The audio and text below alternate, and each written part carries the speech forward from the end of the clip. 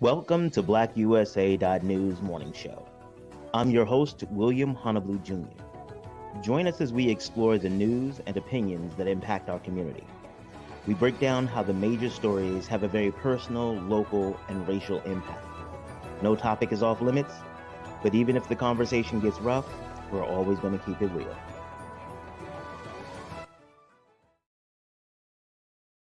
Greetings and salutations, all my friends out there in internet land. I am William Honolulu Jr., and I have the privilege, the honor of serving as the host of the Black USA News Morning Show. Good morning, good morning, good morning, good morning. Now, here's the thing. Y'all know I know dope people, right? Y'all know I know some really dope people. And the cool part is I used to think like, well, maybe it's just where I grew up and how I get down that I have these dope. I'm looking for it because, I got to make sure I do my show notes because I ain't trying to have no smoke from nobody. I like, well, maybe, the places that I've gone and stuff like that, I just happen to know dope people. We came up together. I am so happy that is wrong. Oh my God. So I told y'all about her last week, Tifani Fisher, who's over the mountain out in Alleghany County, really doing the damn thing and representing well, not just the interest of Black folks out in Alleghany County, the interest of justice out there, preservation of history, and a whole bunch of, okay, because I told y'all about her before. I get excited when I see dope people out there doing dope things and changing people's lives and doing it with integrities. But I'm a calm down.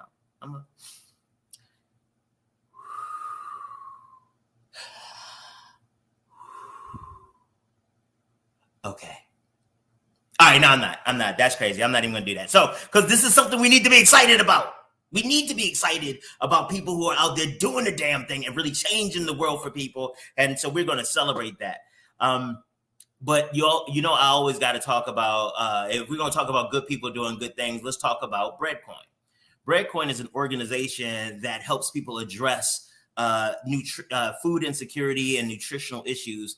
And the way they do it is that they have created this alternative payment system where they take your donations and grants and things like that they get, and they put value to these bread coins that they've minted. Now, right now, these coins have a value of about $2.50. And what happens is that these coins are distributed through existing network of community activists, of community service, and other providers who work with the homeless, people who live in starvation zones, and people who work with people who are food insecure. And they can take these coins and they can go to participating restaurants and caterers and they can eat. Now, that's wonderful. And there's a lot of people who support efforts to advocate for those who are living in starvation zones or food insecure. The thing that I appreciate so much about Breadcoin is that when you go in and you pay for a meal with this Breadcoin, nobody knows what those coins are.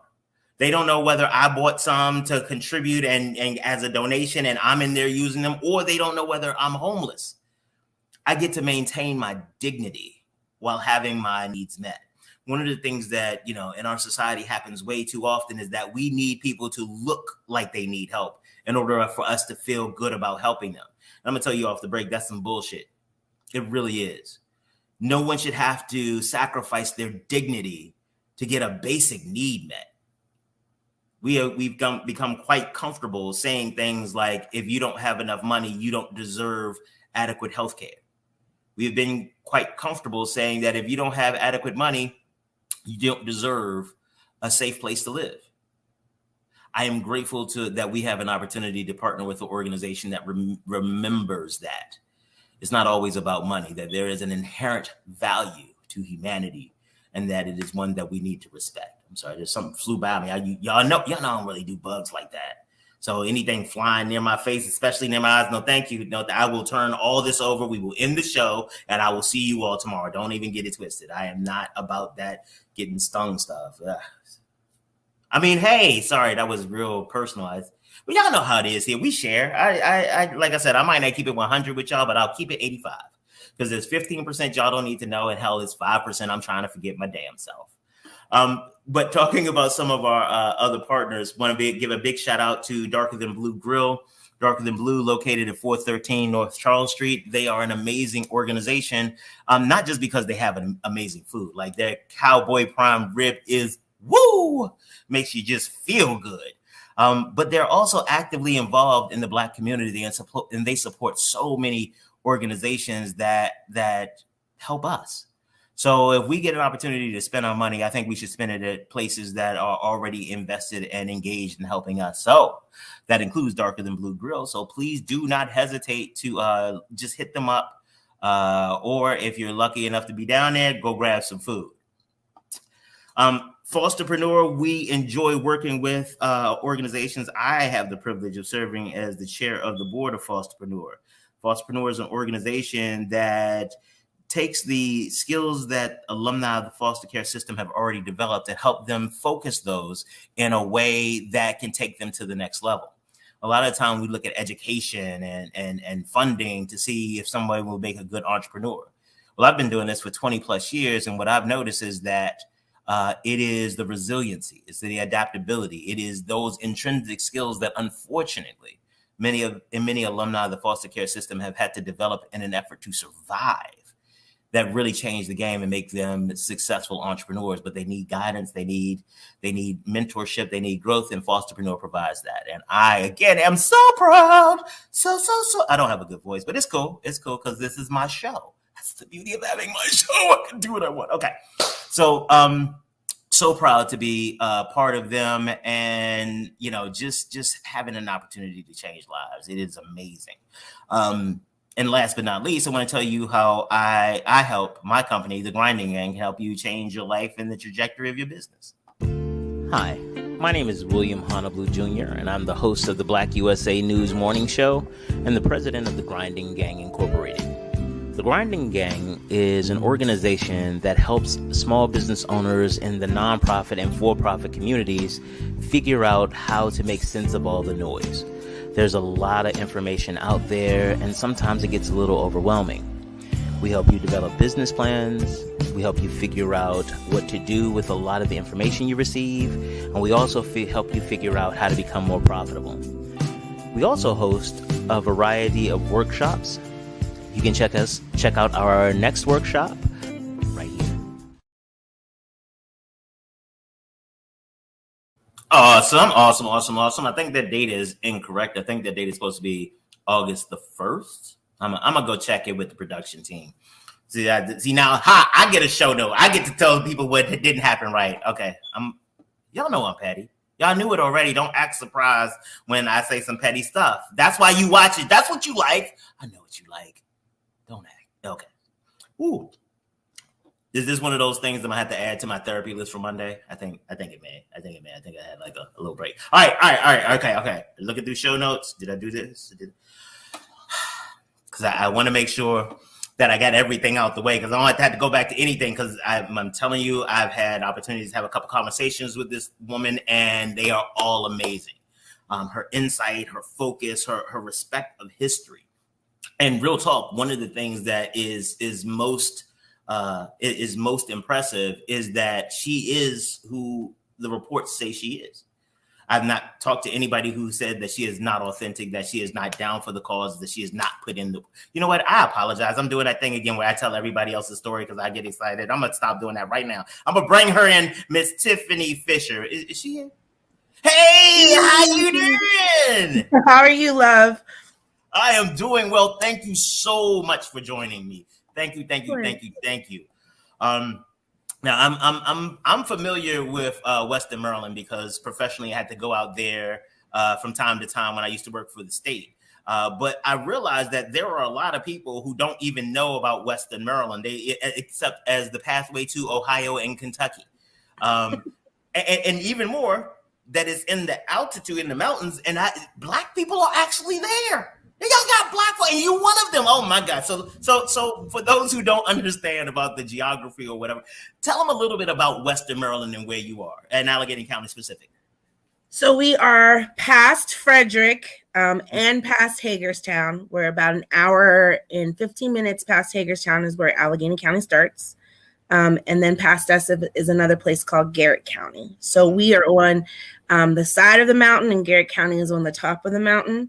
We have beautiful creeks and lakes and beautiful, beautiful trails that you can go on. And we have a bunch of Black history.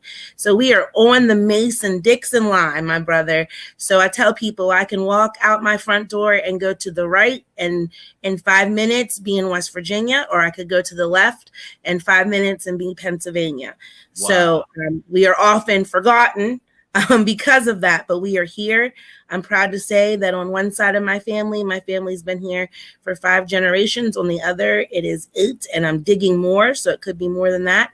Wow. So we have been here. We have built these mountains up, and we are proud to be here. I'm a proud hillbilly. I own it. I live in it.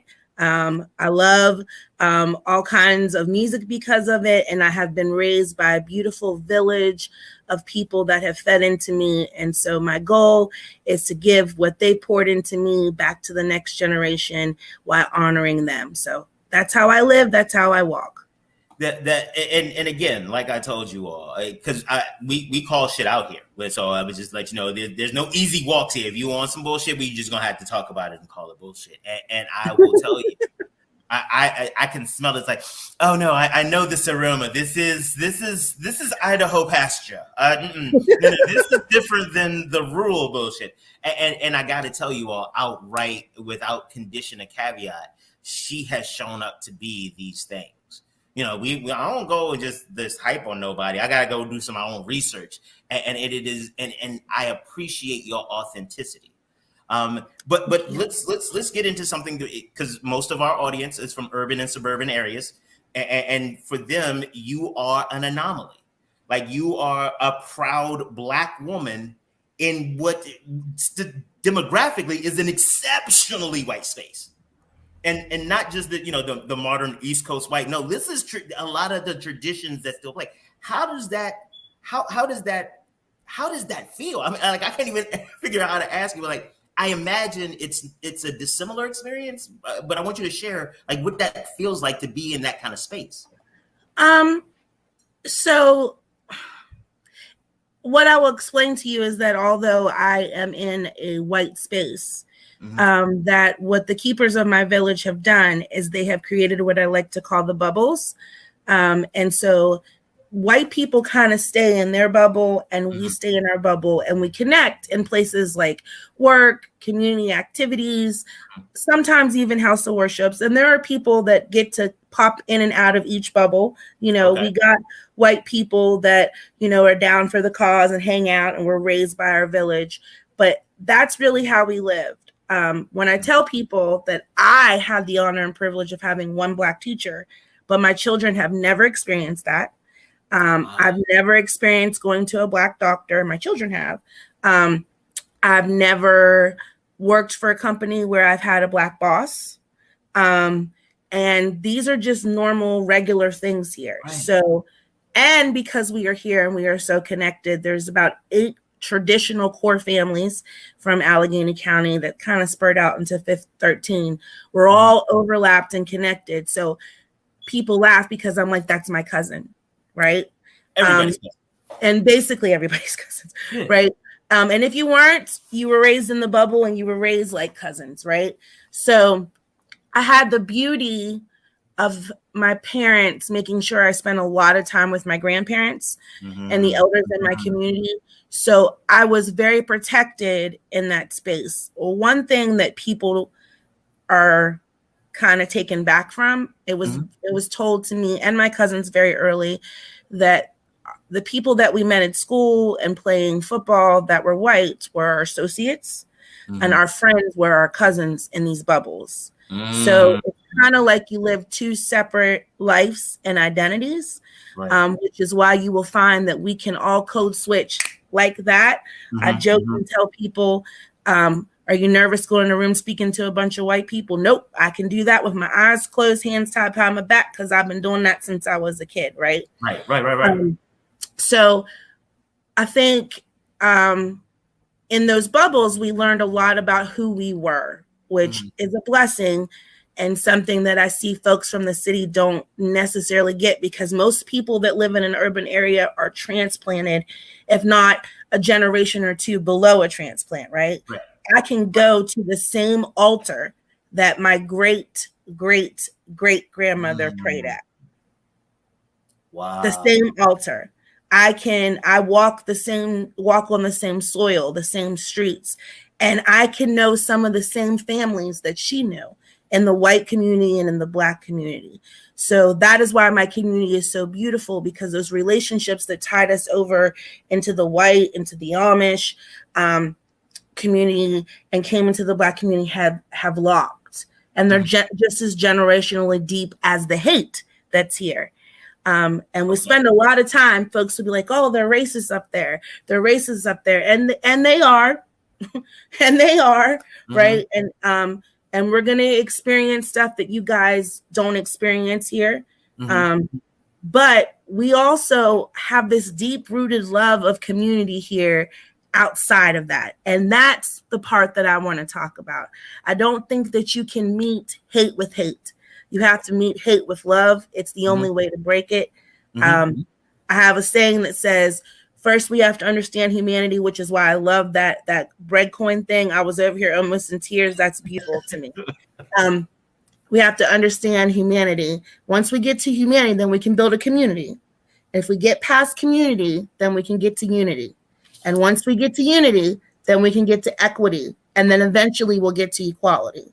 But we keep messing it up, because we never look at each other like we're just human beings. No. And that is something that the Amish people have taught me. They look at everybody as human beings. So that's beauty, and we'll get into that when you ask me some more questions and the connection there. But those are the heels that I stand on. And so in each of the conversations that we've had, you have really, and a lot of the stuff that I've seen online about you, it does come back to this part about the history, about the ancestry, and how you are part, not like you are just benefiting from that history, but the recognition that you are part of that lineage, and what you are doing now does pays it forward.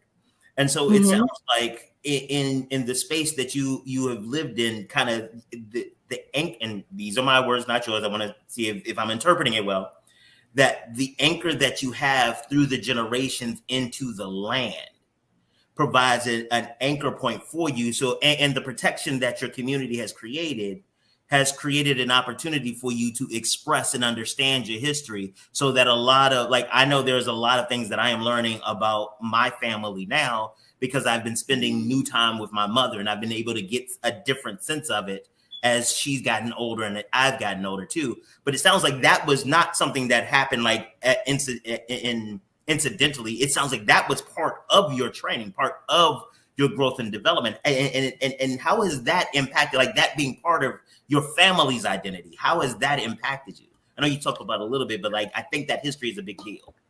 It is. It's huge. So my favorite proverb, it's actually a Mexican proverb, is that they thought we were stones, so they buried us. What they didn't realize is that we were seeds. And so I think of the first generation being the seed, and the next being the roots, and then the sprout. And I'm hoping now that I am the flowers, right? And that my children will be what pollinates for more trees to grow. That's how I approach it.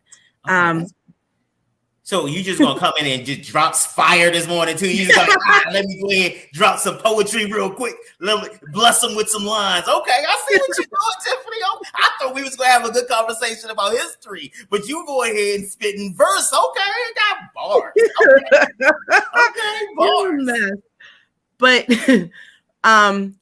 what I will say is, because I had the beauty of knowing where I came from, right? So too often you hear we came from slavery, then there were civil rights, then there was you. I didn't have that. I had people would walk down the street and say, you're a Harper, you're a Fisher. I know your grandmother. I know where you come from, right? And keep those stories going. So I grew up, most people's grandparents read them bedtime stories of Cinderella and Snow White. my grandparents told me the story of us. And it just so happened that at all of the grandkids, I paid attention and I was interested. And when my grandparents saw that spark, they knew that they can feed into that. So that's what I did. I followed them around and sat in rooms and listened to them talk and got to know who the elders in the community were and listened to the heroes that they talked about from our community, which gave me this pull, I guess it would be an anchor, my brother, to want to stay.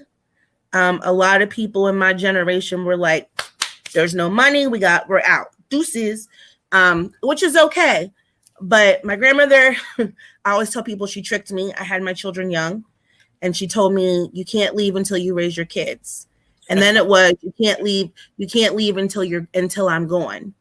And now it's, I can't leave because the work isn't done. So, and then like hearing stuff and doing this work and being able to go back and look at newspaper articles from the African American and white newspapers and seeing that my family members were noted in white newspapers, that's some powerful stuff. Right. And finding out that I did not just come from slaves, that I came from folks that had money.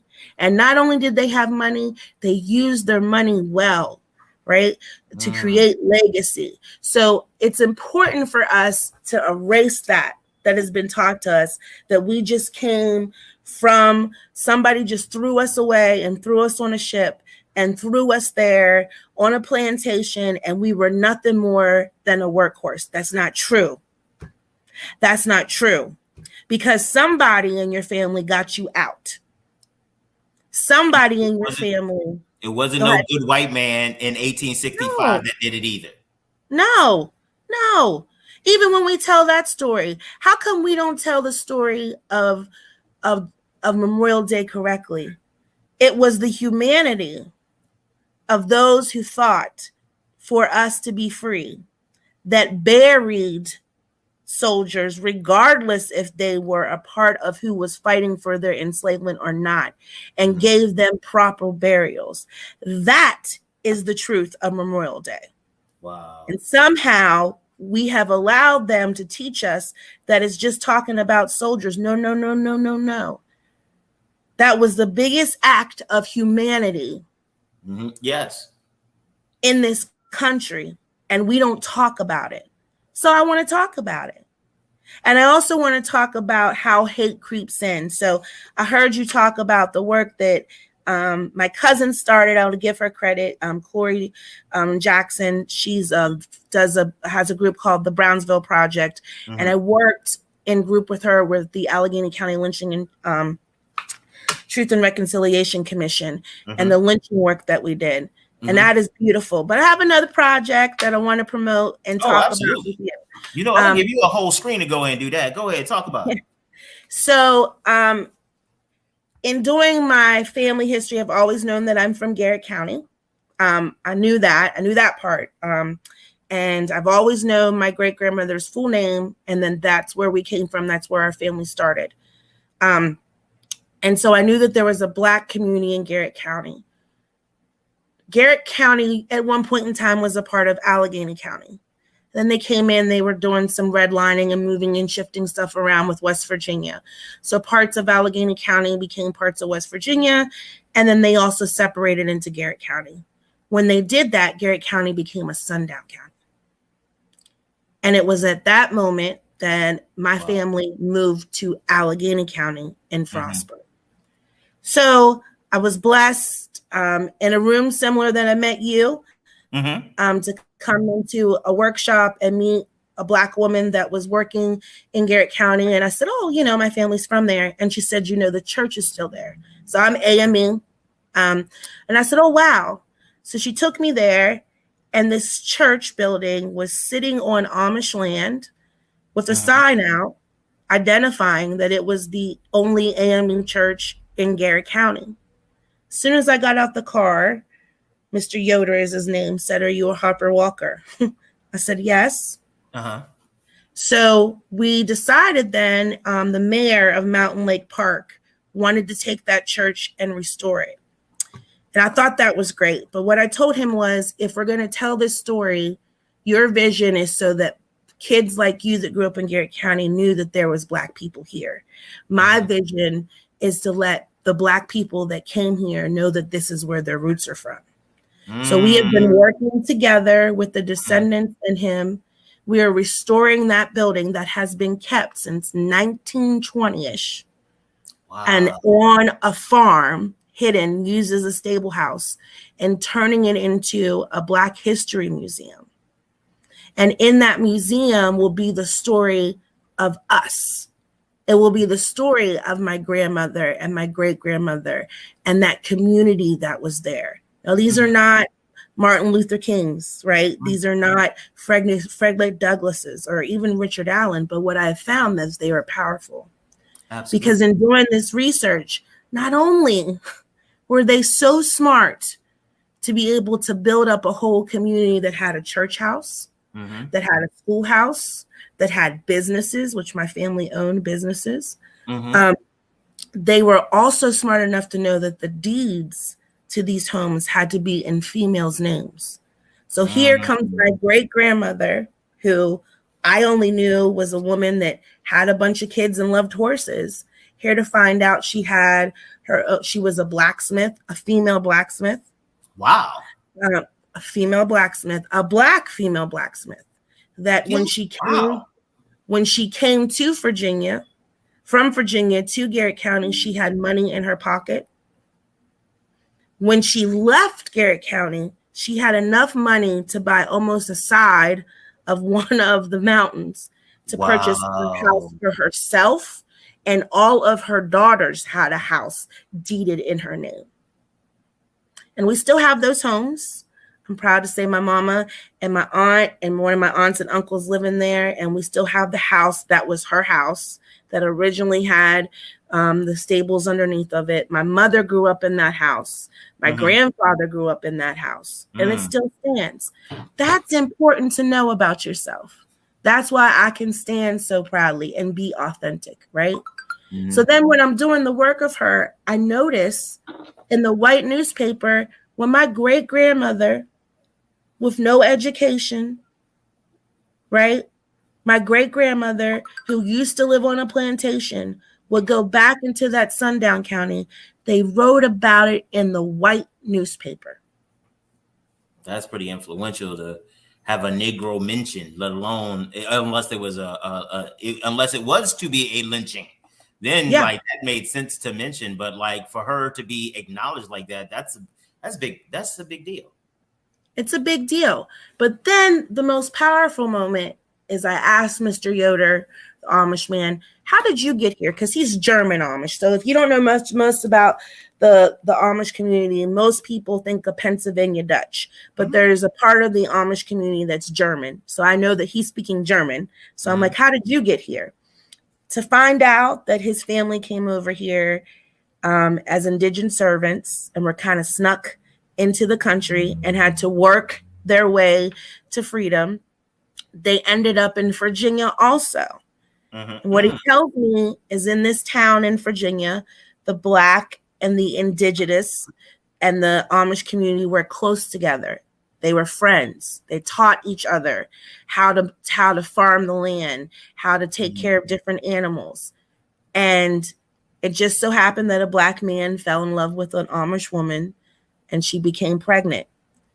The white outsiders brought hate into the community and wanted to lynch that man. They wanted to harm them, and they wanted the Amish to turn on them. They refused. So they packed up and they moved to Garrett County, which was Alleghany County at that time, to start a new life. And then they sent back for those Black and brown and indigenous people to come with them. And so as I'm asking, I said, do you have any idea what that woman's name was? He called her Mariah.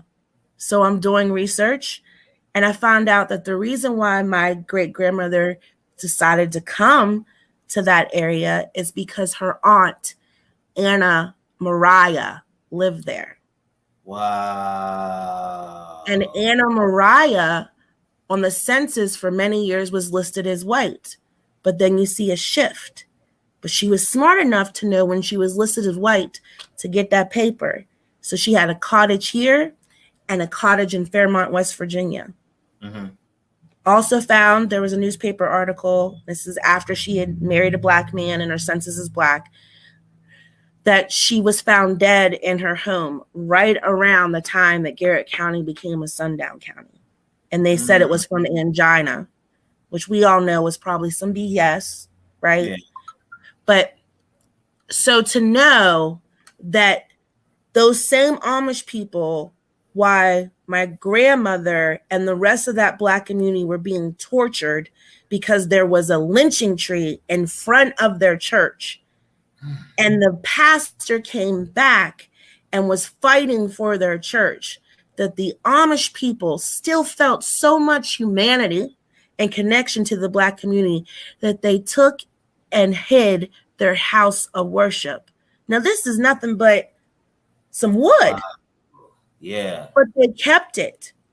And then Mr. Yoder said when he would go in there and work in there with his grandfather, as a child, he would daydream about what the people who were supposed to worship worship in that building did. So I'm proud to say that before we moved the building to begin the restoration, the restoration of it, we had all the descendants come and had a traditional AME service in there with the Amish people, so he can finally get that. And the white people that showed up were able to see that regardless of skin and regardless of generation, that when you stop and just have humanity with each other, even though we have different religion, even though we have different practices, that we can stand in unity together. When I tell you, in that moment, you forgot that you're in this old creepy building with broken down floors, and it's Garrett County. We're on top of a mountain. We get snow. We get snow until April up here, right? So there's snow outside and horses outside and winds blowing. You forgot. You was just in church. You could hear, it felt like a whole choir was in there singing with us. It's just this little building. And those are the moments of healing, right? Because that is who I think this work is bringing me to be, as a healer, of healing the brokenness of our humanity, where we can actually look at racism. Because the white people that were in there that were not Amish and that were not black realized the hate started with them and their generational curse. And that takes slavery from being our issue and racism from being our issue and gives it back to the person it belongs to. So that's why we're so intentional with how we do that. We always want to work with our descendants. We always want to make sure that we give them space to honor the places that we found and for them to have the power to tell their story, and for it not to be about acknowledgement, not just a statue, which are nice, not just a moment, but really to do the healing. So I'm excited about that. We broke ground on Juneteenth to start the work, and I will be inviting you and all of my new Baltimore city family to come up whenever we do the dedication, which will hopefully be in September, because them Amish folks are helping us build it, and the Mennonites. And if you ain't never met a carpenter, let me tell you, they know how to get that stuff done. So hopefully you guys will be able to come and attend and experience that. Because if we can heal here and we can change the perception of racism here, where the KKK still meets weekly, still passes out flyers, where you ride down the street and you can see Confederate flags rolling, people have them on the back of the trucks, where it's nothing for my children and me to walk out my front door in the city and have somebody ride by and run a racial slur at me, where it is nothing for a teacher to use language that is inappropriate at school. If we can see healing and change here, then y'all got to be able to do it in Baltimore. Well, y'all just got to know who you are, right? There's more of y'all down there than me. Couple things you said, because you put a lot out there, and I want to address some of them directly. Okay. I appreciate the opportunity to come to the dedication. I'm hopeful that I don't have to wait that long. I'm trying to come out, take some pictures, and really help people see the process. Because a lot of times we get to dedications and we see the pageantry and things like that, but we miss the love that got put in to getting us to the dedication. So I'm putting a personal request out there so that I can come through and see how it happens on the way. So that's one. Okay. All right. The second is what you are saying about family and about connection. It hits me differently. There was a story that someone told me a few years ago that was so unsettling that it literally changed my perspective on everything. They were talking about going internationally to some country in Africa. I think it was my friend. I think she went to Ghana. Yeah, it was Ghana. And she was talking about being an African-American woman, and she had a translator, and the translator said, she's like, "Hi, my name is, and I'm an African-American woman." And so she said this, and the translator said it, and then one of the people asked the question, and somebody else asked the question, and they kept going back and forth. And she was like, "That was not complicated. I don't understand. Like, why are you all having so much conversation around?" So she was like, "Well, what's going on?" And he said, "Oh, I'm sorry. They didn't know what an African American was. So I had to explain to them because they thought everybody in America was white." And so what he said, I had to explain to them that you were one of the stolen people. That she said that, and I started crying because that phrase symbolized everything that I had been experiencing, all of the disconnect and to hear you talk about that linkage and that lineage and that history, it feels kind of the same way. It feels like, I gotta be honest, I am so jealous, even with all the stuff that your family has been through, because you know what they've been through. That is, I think that lineage also provides the lifeline so that healing can begin. Because the rest of us has to start all over every generation. Every time we move to a new place, we have to start building those roots all together. And that startup part, though, that's some shit for your ass. Like that startup, that those initial roots. And so by the time that we start growing, we have spent so much time in our small lifetimes trying to get the roots established in sometimes hostile ground. That we don't even have a lot to leave to the next generation.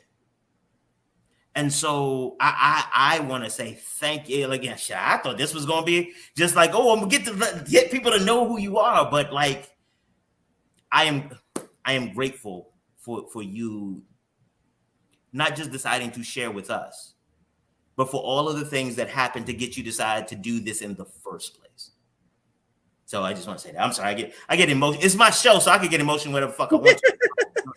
All right. Your show. You're in charge. I can get emotional, and that's okay because my producer says it's okay sometimes. But there is. Please note that I did not go off. Okay. All right. So if anybody's gonna say something about show notes, that this is within the appropriate parameters. All right. Okay. Got me all emotional and shit. But so again, thank you. One of the things I appreciated, and I shared this with the audience when I first talked about meeting you, the perspective that you brought to the conversation about lynching, and how your cousin and that project by itself. And again, I want to circle back around later. So let me do this. We not. This is time issue. So I apologize because you won't have to come back again, but we got like 20 minutes left, but I realized this conversation is like days and days. So just letting you know, you got to come back. I'll be damned. Of course. Okay. Whew, cause that, all right, let's go really fast. Go. But so you have talked about this version or this view of humanity. And when you shared about some of the work that your family has done and you've participated in, and with the lynching project, you did that again. The thing that struck me most about the way that you presented the project wasn't about the horrors of lynching. It was about the human experience of being lynched. And I got to say, I have the way it's kind of like a video game. It went from watching everything happen to that first person. She was like, whoa, hey, whoa, this is, the recoil looks different when you're just standing there. And to think about it that way, I've read about the horrors of lynching and these types of things and the statistics around it, the narrative around it. But what you did is you brought the humanity to it, and not just that tragic part of the humanity. Not just, oh, we are left here and we regret this. It is, as the person in that role, what are you experiencing? What does that look like? And then when you hit me with the whole, how much time it took, like that, this isn't like, oh, hey, it's not a drive-by where they grab you, throw you up on a tree and keep you moving. Like sometimes it lasted hours, if not days, and it changes, to your point again, the humanity of it. And again, not necessarily wanting to jump down the rabbit hole or in this, because we got time. We got enough time to talk about this in more detail. But I want to stick on the concept of the humanity. What is it for you that when you look at these issues of injustice and when people present these things to you as statistical realities, how do you get past that narrative or that boundary to get them to engage and envision even the human? Well, first of all, I feel like I'm able to do that because I did grow up in a predominantly white space. So I have had the blessing of knowing white people who were just good people. And that includes aunties, uncles, cousins. I have cousins that came in. My uncle married a white woman and she had a very young child. She came in. That's my cousin. That's Dawn, right? She was raised the same way we were.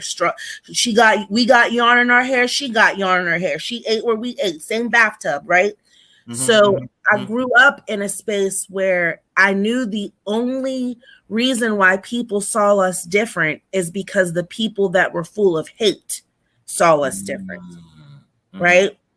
So I didn't grow up waiting for a white person to turn bad. Interesting. Right? I didn't grow up my first interaction with the white person being like, they might be racist. Now, don't get it twisted. My guard's still up, but it's different, right? Right. That stress of always having to keep your neck on the swivel, if that's not there, you can actually focus on some other things and observe your, yes. Okay. And white people in particularly will, in both projects, work with us. Now, my cousin is a genius. So she created a model and they have a white caucus and a black caucus. And she'll tell, I already reached out to her. I'm gonna get her to come on here. She'll tell you how she's a genius. But one of the things that I liked is that we had discussions during that process of how we were feeling. And we gave it to them in little bits. So we didn't say this is the whole story. So all people focus on is the end or the beginning. We gave it out to the community, the descendants, and the people working on the project in little bits. So I appreciated that. I also feel like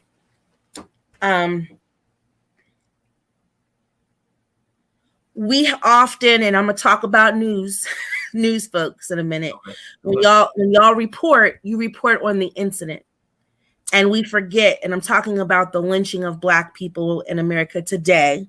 I'm not talking about with Emmett Till, right? Because even with that, when you look at Emmett Till, although it was horrific, he was not an anomaly. He was not the only one. Not at all. However, we all know the story. The only one during that time period. Yeah, we all know the story of Emmett, right? But now what happens is that when these lynchings, which that's what it is, when a police kills a Black person for no cause, that is a lynching. Yes. Because what's supposed to happen is they're supposed to be arrested and go to trial. So anything outside of that is a lynching. Yep. Let's make it clear. Extrajudicial killing. Yes. And so now what we do is we start to pick away at why that person was lynched instead of who that person was. in the midst of George Floyd, and we did a march here, and I heard you talk about it. When I spoke that day, what I said, if you could get to 5 minutes and 20 seconds of that video and you were not in tears, regardless of the color of your skin, then you have an issue at your core of being a human being. You have become numb. Because when that man screamed, "Mama," that should have touched everybody, right? Yeah. When you talk about Trayvon Martin and Breonna Taylor and the amount of shots that went in, why are we talking about what they did wrong? Why are we talking about George Floyd's temperament or any of that? Yes. If you ask a question, I got to answer to that one. Yeah. And it is what you allude to, because they weren't people. They were statistics. They were those, even worse than not being people, they were those people. You know them. You know how they are. They other them in a way that so dehumanized them that now we can talk about what they did, because they're not people. But we do it too. We have to take ownership. So I'm an accountability person. As we're building this relationship, brother, you're going to find out. I take accountability for my stuff, and you take it. You saw me in the room. I can be petty, but I'm going to take accountability, right? Yep. So as Black people, I can, as strong as my family was, I can remember my grandmother saying, "College is not in, right? You don't look like none of us. Why are you here? Why is this Black person here? What do you want? What are you up to?" Right? No trust in our own community. And Absolutely. We do it too. We do it too. And especially the generation, I'll say, before us, they're like, "Well, he had no business down there in that white neighborhood." What? Well, let me ask this. Where's my son supposed to go? Because every neighborhood is a white neighborhood. Every neighborhood is a white neighborhood here. Right? So the fact that we allow ourselves to fall into them, which is something I appreciated with George Floyd, it like woke something up when all of us, we were like, "Nope, you don't get to do that. You don't get to umbrella us. You don't get to demonize all Black men. You don't need to get that." You know, I remember someone asked, "Why are we acting like he was a hero?" We're not acting like he was a hero. All those funerals, all that mourning, that was us mourning and having a funeral for all the ones that we forgot, because we have to take accountability that we forgot. We stopped. We went on about our daily life. We got our tokenism to get jobs. We got our education. We went on and opened up businesses, and we stopped remembering that there were still laws on the books that made us not a human being. We didn't forget it. I give you pushback on that. Okay. I don't think it's an issue that we forgot. I think it is worse than forgetting. We adopted it. We adopted that we have to be better. We adopted, not that, "Oh, I don't see it." It's like, "Oh no, this is the expectation. This is, and I've shared this on the show before. All of my interactions, personal interactions with police, have been positive, or if they've been negative, because I did something. I ain't gonna front. But every time a pair of lights comes on in my back window, I am afraid for my life. The vicarious trauma, that is human. When I know that the color of my skin and any other random failing that I might have, combined with the color of my skin, literally can cost me my life. I don't think it's that I've gotten numb to that. Is that I have accepted that that is true. And I get that. To your point, I think the deprogramming for me has to be even more intense, because it's not just, "Oh, I need to let you know that this isn't it." No, I have to now convince you that that should not be your reality. That has been my reality my entire life. I do not know how to process beyond being afraid until I experience it and then try to move past it. But so yeah, I agree that the mindset is the problem, but I think it's more ingrained than just we don't see it. I think we've adopted it. Well, I wasn't talking about police. I was referring to as far as what we would experience in a job. But to your point, I will say this, that had a conversation with someone, and I got, I'm just going to put it all out there. I got, so people got mad. So somebody might get mad on your show, but there's a difference between racism and prejudice. Yes. And although Black folks, I don't feel like can be racist, we can be prejudiced, and we have the right to, yes, because that's an animal instinct, right? So what I tell the police whenever they say, why are Black people afraid of me? I've never done that, because I'm prejudiced and I have the right to. Because everything that I have seen about policing means that you don't like me. I'm prejudiced, and you can't have coffee with the cop, and National Night Out to change that. What you have to change is the way that you work. What you have to change is the way that you move. What you have to change is the interactions that are put out there. What you have to show me is that more Black people are being released from your system. Less Black people are being antagonized, that the killing stops.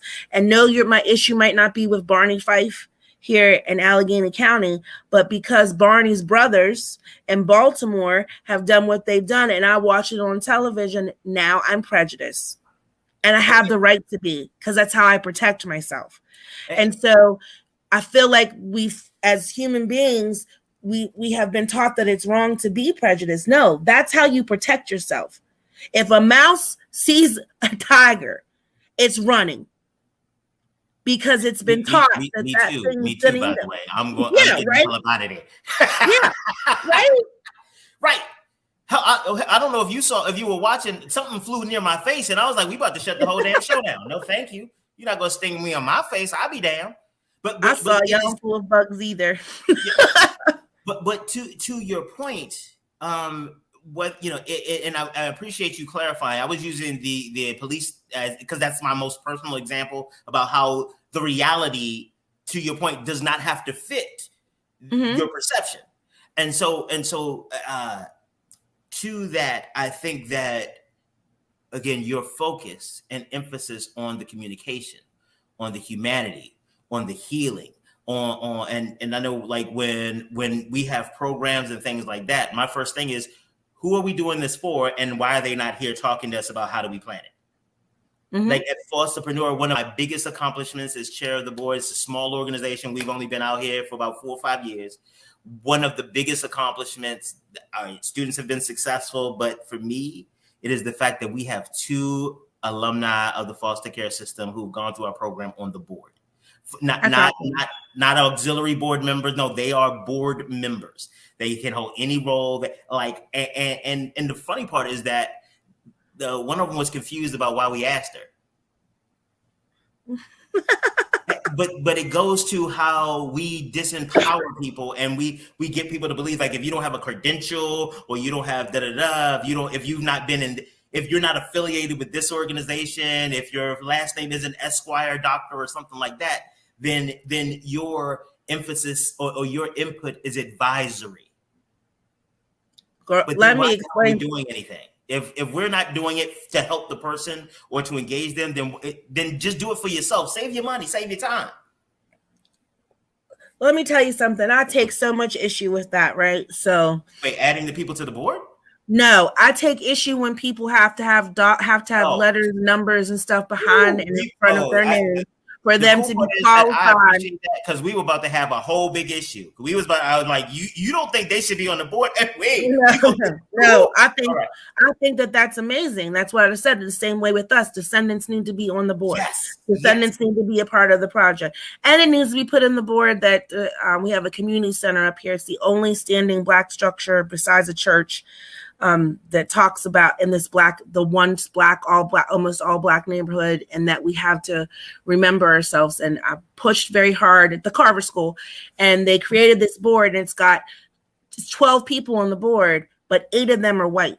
And out of the 8, I think 4 or 5 are elected officials, and 1 Black person's elected official. So I took issue with the board, because here's what I said: that building don't mean nothing to you but building and a money.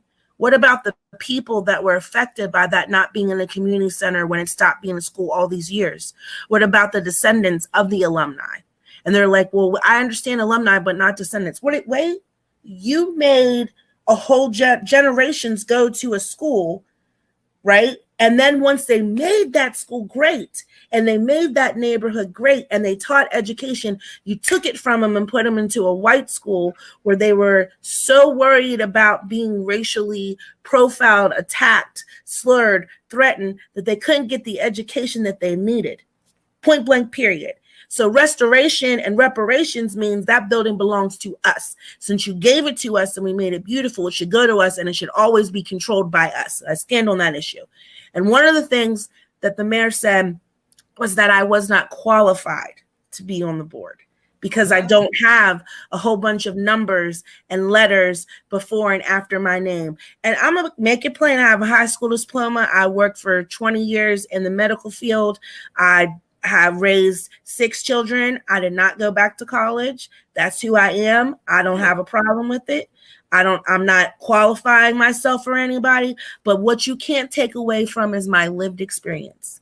What you can't do that I can do is I can walk down that neighborhood and tell you where every single Black family lived, who lived in there, what they did, down to my great-grandma Octavia's greasy cheeseburgers that she would give the kids after school with fried onions. And in the back, she had a preschool for the kids, down to my uncle Gilroy's shoe store where he used to repair the kids' shoes before they had to walk home in the snow, to my step-grandmother's family's house where they used to board kids when they would come in because they had to come from all over Alleghany County and some of West Virginia and stay in that neighborhood without their parents just so they can get an education. We're not talking about in time frames where everybody had a vehicle either, right?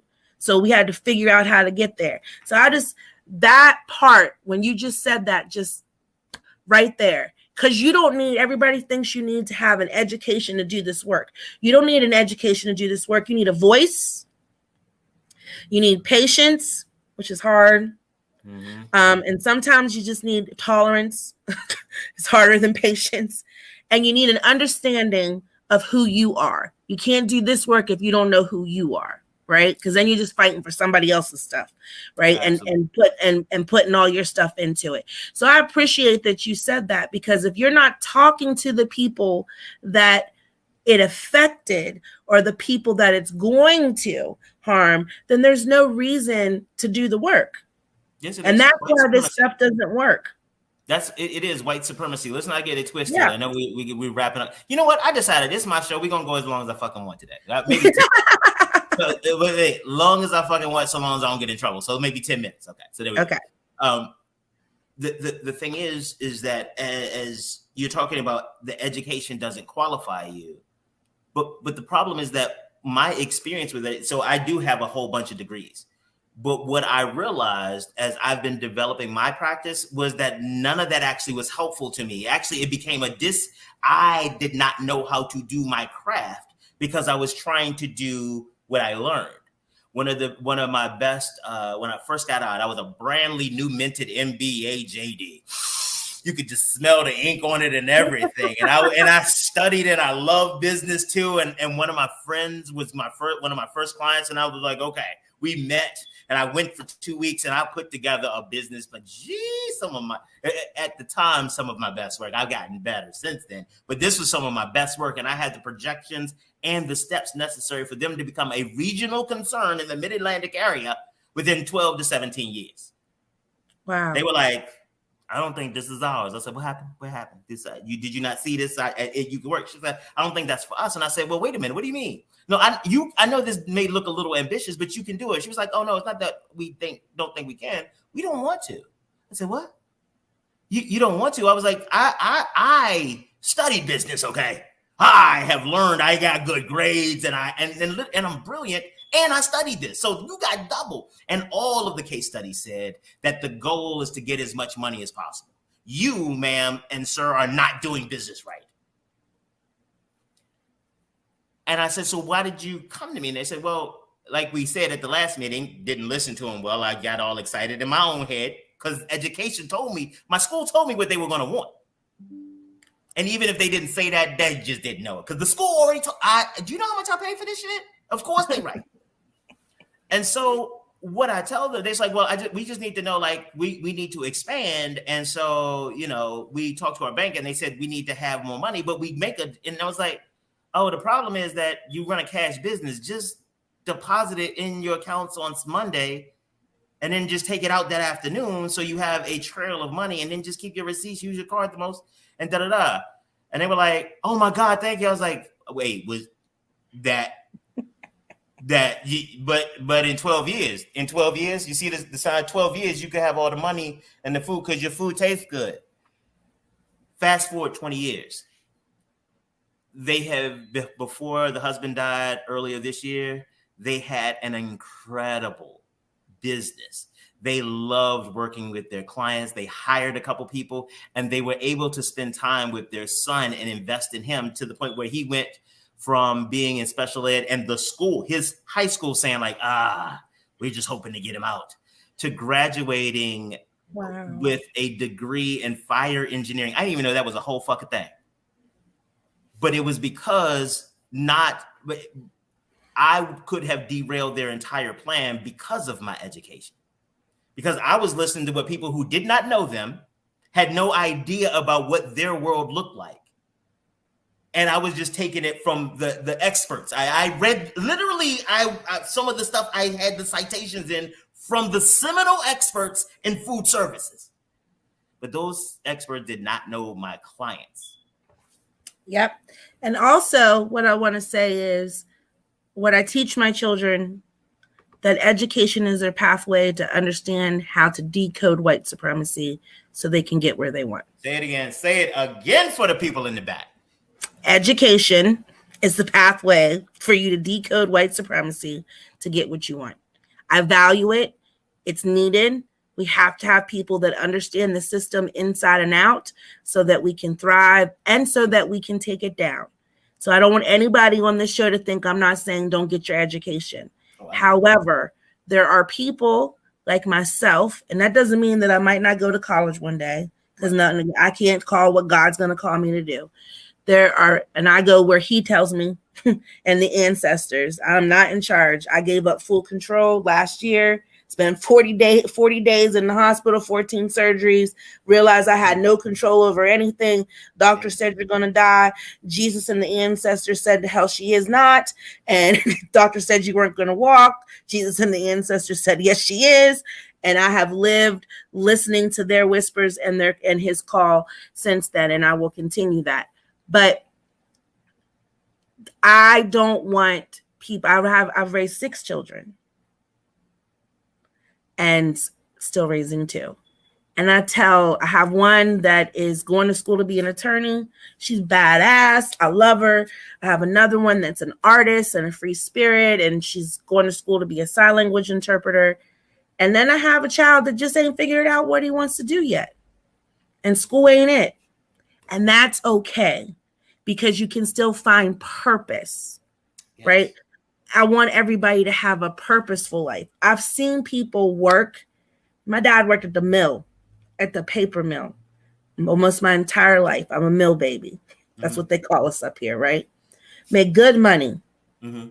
I never asked for nothing from my daddy. I was split. I'm an only child, and my daddy raised me even through my teens. Everything I wanted right there, right? But my dad's purpose was just to pay those bills. What my dad was interested in was history and social justice. And so after years of focusing on that mill, he retired. And within a year, he dropped dead. And one of the things that my godfather, who's his best friend, said, your father could have been a senator. Your father could have been an historian. I watched you. Your father could have did all these things. And then I was like, look, I'm not going to keep working for a white man to give me white money to use at white stores so that they can get white rich and not do anything that's purposeful. So this to me is purposeful. This is a legacy. I watched when people got up and talked about my dad, they did not talk about him clocking in and out of that mill. Not one person from that paper mill that was higher up that cut his checks after being there for over 30 years came to his funeral and talked about what a dedicated employee he was. Now, his coworkers did, but I'm talking about the people that cut the checks, right? So it made me think, what legacy do I want to leave? When people get up and talk about me whenever it is my turn to be called home, what is the story of me that I want left behind? And I want us all to think about that. What is the story of you that you want left behind so people will see you as a human being? And if you walk every day in that, then you can make change. But if you walk in and chasing paper and just trying to have Louis Vuitton, like I laugh because my life partner, he buys me shoes, he buys me, I don't know, Louis Vuitton. I don't know nothing about that. I go to Goodwill because that don't mean nothing to me, right? I wear it because somebody bought it for me. He giggles. But if the story of you does not inspire somebody else to want to be a better version of themselves or a better version of you, then you have failed. That is failure, not your job. That is failure. So it's funny. It is funny to hear you say these things and not funny, validating. Because a few years ago, as I was going through some of the kind of darker times of my life, I was like, maybe I need a goal. Maybe I just need a goal. And if I have a goal, I could focus my resources, focus my energy, focus my efforts. And I was like, because my default, my training, my trauma response is work. And so I was like, what job should I have? I could be Secretary of Commerce, maybe, but then I have to do this and I could be this. And I was like, well, let's run all the scenarios. Where does my life end? And I realized that it all ended up dead. Like no matter what job or anything else I had, it ended up dead. And for a while ago, I had, because I have issues. So I was like, you know what? I'm going to write my eulogy for my son to read. And it'll be a reflection of me. And like literally the beginning of the eulogy in him reading would be, you all know my dad, he had control issues, like so many control issues that he's having me read this right now. No, literally, he is having me, like I am literally supposed to turn this around. Because that was me. But then I was like, but then who else is going to say what? And I was like, well, I would like people to talk about this type of thing about me or to focus on this and this type of story and to have these things. And I realized it's like I could try to write that for everybody or I could just live that. I could be the guy who comes through. I could be the guy who advocates because, you know, because of some of the things in my life, I've literally lost it all, even my health. Like, hell, at one point I had heart stopping and stopping breathing. So technically I'm a zombie right now. And so for me, it's like I reached a point where the only things that I'm afraid of at this point are in my head.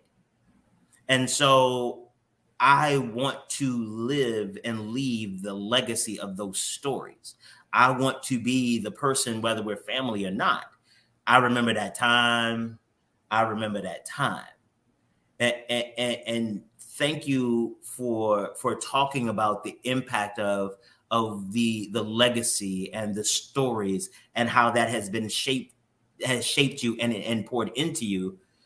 Because this shit is hard out here by yourself. And sometimes just to hear that somebody else is like, that's not a bad idea. It's like, oh my God, thank you. I was going to do it, but I didn't know what was going to happen. But okay, you think it's a good idea? All right, okay. Because I mean, when it starts off, it sounds morose. Like I am living for my death. Like, whoa, bruh, do you need to talk to somebody? Yeah, that's what it says. You talk about the value of that to you, how that has shaped and guided your agency, your resiliency, your strength, and this anchor point.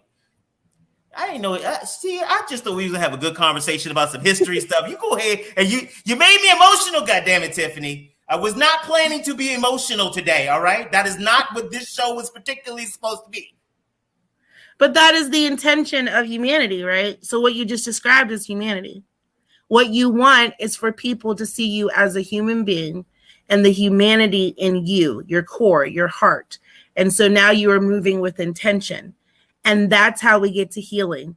And so why white people are trying to figure out why there's so much hate And while they're trying to figure out why there's racism, what we need to change our focus on is healing from the side effects of their hate, right? That's what we need to focus on. So we can do the work and break down. Listen, I'm the first person who will throw together a march, get up there, scream, yell, holler. I'm a right for policy change, all of that. But at the end of the day, the policies change, the law change. You have access. They acknowledge they're done. You're still broken. And hurt people hurt people. So when I get questions, no. You're not slick. You're not slick. I just see what this is. I just see you was auditioning. I see what the fuck you was doing today. You thought, okay, you finessed me. I see you just like that Kobe dude. Kobe finessed me too. That's what happened. That's how come I ended up being on executive board. It was all the finesse. I'm like, oh, this sounds so wonderful. This sounds so good. You want me to do what? Okay. No. Yo, how you take me over and we are at the end of the extended time. It's all right, my brother. We'll come back. This connection is lifelong. You are stuck with me now. Anytime you need, you just send me the link and I will be there, and we will continue this ongoing life conversation as we continue the work. And I appreciate all the beauty that you have said about and spoke over me and this platform. And I appreciate you being in that space and being vulnerable and letting me know the real you, so that now I know I have a brother in Baltimore that I can call, and he might be petty, but he's going to be there. And I'm going to get 85% of all of him whenever I need it. See, I know you already. So I appreciate you. You pay attention and stuff. Look at you. Thank you so much. So much. I am so looking forward to having you back on. And also, you got my email and number. Just make sure you text me whenever you all are meeting out there, whatever. If I can get out there, I want to be there, take some pictures, interview some people on the ground. Because one of the things I do like, and yeah, I'm going to get in trouble about this one. It's okay. One of the things I do love about Alleghany County, it is so freaking beautiful. Yes, like and I've stayed at Rocky Gap a couple times and some other places in that area. And it was weird for me, a little scary, because I couldn't hear anything when I was there. I didn't realize how I used to like the noise of the outside and the chaos. Like, and it was, and I found myself way more afraid out there when I stayed out there first couple times than I was like in the worst parts of the city that I live in. And it was, to your point, the lack of exposure. Like, I hadn't experienced anything like that since I went down to the country when I was young. Well, you have an open invitation. And like I told your branch and other branches, we have wonderful people that have opened up their farms that kids can come and experience that quietness. And when you have time, you send me your schedule and we will do a personalized tour, not just of the lynching experience, but of Black history here in general. And it goes from Alleghany County all the way to Garrett County. You come, you let me know, we'll schedule a date, we'll get it going. I love it. Oh, y'all about to be entertained and educated up in this joint. Don't get it twisted. That's what we do in this game. Tifani, thank you so much. I'm going to go ahead and get off here before I get all in trouble. I mean, I'm already in trouble, but fuck it. I'm going to go ahead and let you off here right now. Thank you so much. And I'm looking forward to the next time. All right. See you. Thanks, my brother. Peace. All right. Bye. Yo, I told y'all I know dope people. And not only do I know dope people, I get to meet doper people. So thank you so much, Tifani, for being here. You all make sure that you all check out Tifani Fisher, the NAACP in Alleghany County. She is doing big things, and we will continue to bring you information. I'm excited. I'm excited about going out west a little bit and finding out all the great things. Wow, this has been wonderful. I feel I gotta go lay down or drink. I need to do something because I am emotional right now. Like that was me. Oh, that was so meaningful. Well, whatever I'm gonna do today and this afternoon, I will be Black tomorrow.